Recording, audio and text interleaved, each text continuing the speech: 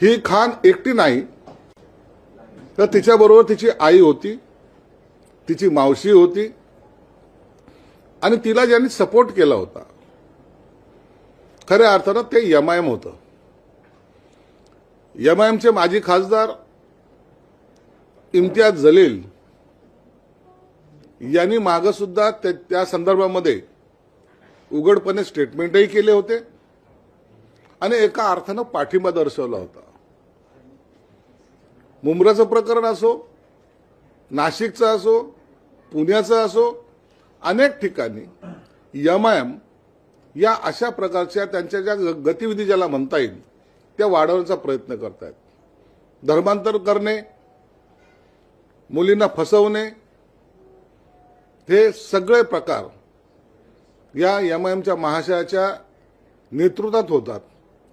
म्हणून ही जी खान जी मुलगी आहे किंवा ही बाई आहे, ही एक मोहरा आहे, छोटासा मोहरा आहे. असे अनेक त्यांचा नेटवर्क महाराष्ट्रभर त्यांचं जाळं हे पसरलेलं आहे.